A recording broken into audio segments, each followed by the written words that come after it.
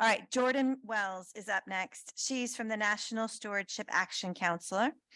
And she's been with it since 2015 and currently serves as the organization's Director of Advocacy and Communications. It's a 501c4 nonprofit that will advocate for the equitable and circular economy anywhere in the United States. She's a registered lobbyist in the state of California and has navigated numerous bills from inception to passage, including the first in the nation Truth in Recycling Label Law from 2021, SB 343. All right, come on up.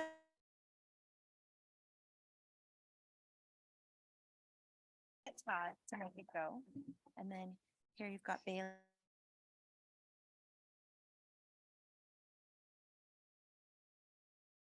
To see so many familiar and new faces. I'd like to thank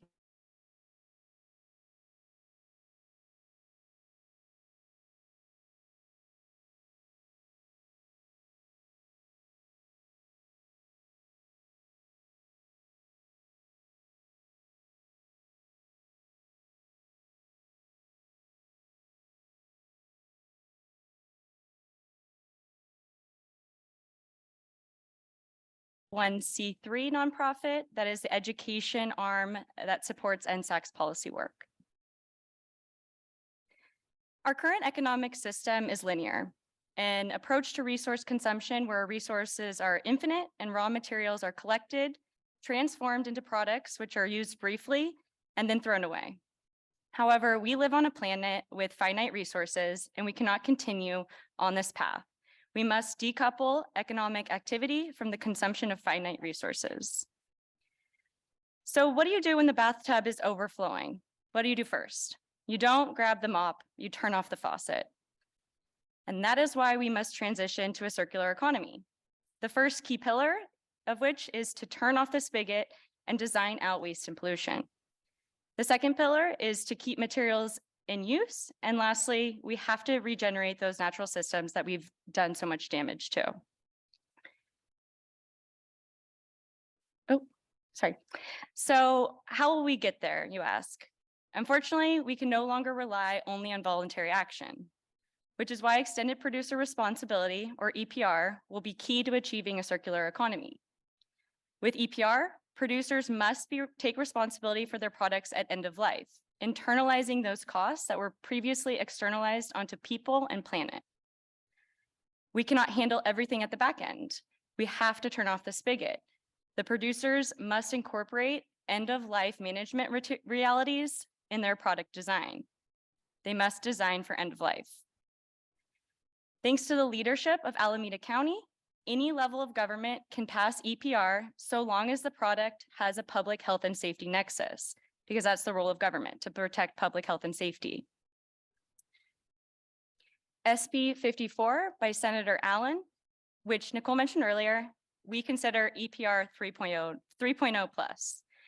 NCRA was one of the 4 environmental NGOs that were invited to the negotiating table with local government and industry.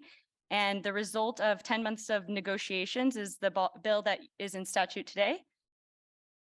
SB 54 incorporates the 3 pillars of the circular economy. And we fought very hard and got $10 million to mitigate the impacts of plastic pollution funded by the plastics industry. And a portion of that funding goes to environmental justice in disadvantaged communities, which is extremely important in creating that equitable circular economy. The law designs out waste and pollution with source reduction and reuse and refill mandates. And we also, and we are keeping materials in use with recyclability and compostability mandates. We also advocated for strong enforcement, robust transparency, and protections to existing infrastructure. We've learned many lessons with the products and programs that California already has for carpet, mattresses, those stewardship programs, and also learning from cities, counties, other states, and other countries. Packaging is one of the hardest things we were ever going to do, and we did it. And California has led the nation for the rest of the country. And as we know, as California goes, so goes the nation. So I'm really early. So yeah, that's my contact information. Please reach out to me. We'd love to be a resource for all of you. And yeah, we'd love for you to join us as well. I know. Sorry. It's great. So fast. All right, we've got questions coming from specifically regarding EPR, folks. What's your questions? Anything coming from the chat? Nothing yet. Questions out here? No questions yet. Okay, up there, I see a question. Do I see your hand raised up there, Adriana? No? Okay, Todd. On 54, which was the most complicated material to address? Was there special lobbying that you had to overcome? Can you Yep, pick a material? expanded polystyrene. Oh, no. Yeah, really? so Don't say. yeah, so we were potentially going to lose the bill if we had a straight out ban on polystyrene. So to us, we wanted to make the requirements for them as stringent as possible, knowing that we could get a de facto ban if they can't meet those requirements. So we don't care if it's an outright ban as long as we get what we want in the end. And we got the de facto ban. The Nature Conservancy agrees with us on that. They've been published in the media calling it exactly that, a de facto ban. So that was our biggest struggle. And yeah, 10 months of negotiation. You could have had a baby. Yeah. There's a question back there. Yeah. Hi, my question is whether you have worked at all on right to repair. To repair. Yeah. We've fortunately been invited by Senator Eggman to participate in trying to pass that law, SB 244. We've been supportive of all the past bills, the one that was focusing on medical products, and then the year before that when they were just doing the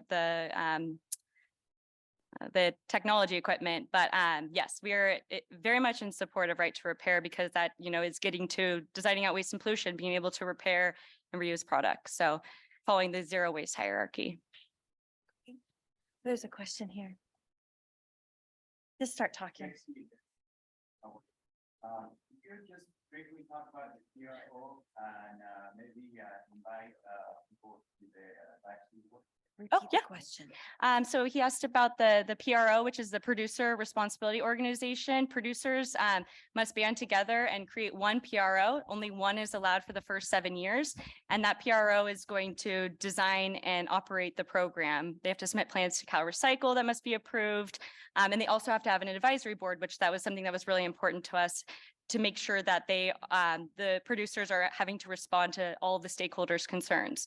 So we were able to secure a spot for environmental NGO, an ocean protection group, local government, rural counties, and environmental justice communities. So they must all join that. I believe it's by January 1st of 2027. And then your second part of the question.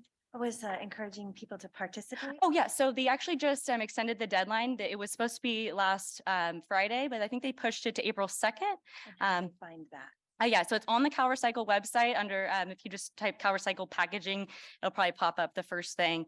And so you have to submit a resume, answer a few questions. There are certain spots like the local, the city association that have to be nominated, that representative. So you have to upload your nomination letter. But for anybody else, you just have to upload a resume and answer the questions. So and I just also want to plug that we also have NCRA has an SB 54 implementation working group. What we're doing is we're trying to get all the stakeholders together to really hammer out some details and have just conversations about how we're really going to implement this law before we go into the regulations process and everyone's, really tense and has their guard up and, aren't really talking to each other. They're just advocating for what they want. We want to have those conversations in a safe place. So we invite you to join us and be a part of that conversation. We have local governments, businesses, fellow NGOs. So the more people we can have, the more voices at the table, that's always going to get us the best outcome. And then David has a question from the. And we have a question from Kevin Miller. Any EPR likely for solar panels? Yeah. So yeah, we have AB2 that's in the legislature right now. NCRA is actually also working with the Solar Energy Industry Association. They've asked us to host dialogues, national dialogues, trying to get all the stakeholders again to try and come to a solution so we don't have to battle it out in the legislature. So, I think there's a consensus among a large majority of the stakeholders of, we want EPR. I don't think the industry is quite there yet.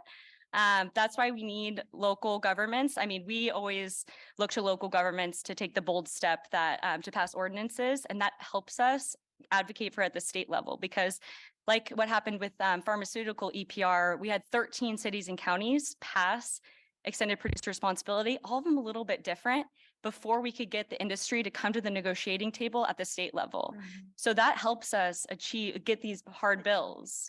It totally makes sense, because if the entity that makes this needs to comply with 25 different people, they'd rather just comply with one. Yeah, they're screaming for harmony. One rule Yeah. to rule them all. Yeah, Exactly. exactly.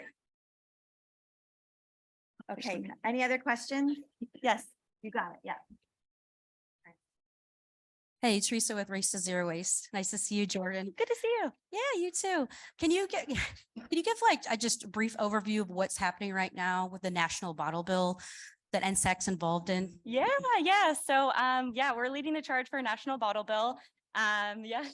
Only 10 states have bottle bills. And those states that don't have them have twice the amount of litter. And companies are actually, they've made all these post-consumer recycling pledges to have 100% recycled content in their bottles. Well, they're not able to get the material to actually meet those pledges. They are actually having to import plastic from other countries because we don't have the infrastructure here. So that is why we need a national bottle bill. We're trying really hard to get it introduced and bipartisan. Have a bipartisan bill introduced, and we're going to be in DC this Friday, lobbying Senate offices to try and get us there. So yeah, catch us on social media. Cool. A bottle bill influencer. Yeah, we call it, so bottle bill doesn't poll too well because it sounds like, a tax, it's a bill. So we're calling a recycling refund. Recycling refunds now. Okay. I Yeah. like it. And we're not going to preempt any states. They can opt in. I would think maybe California wants to with our program. Ask But Susan, she knows. yeah. Oh, she's part of the force. She's amazing. I don't see All her, but right, cool. Yeah. Nicely done. thank you. Well, thank you, We're ladies. gonna go have a drink later. Yeah. Okay,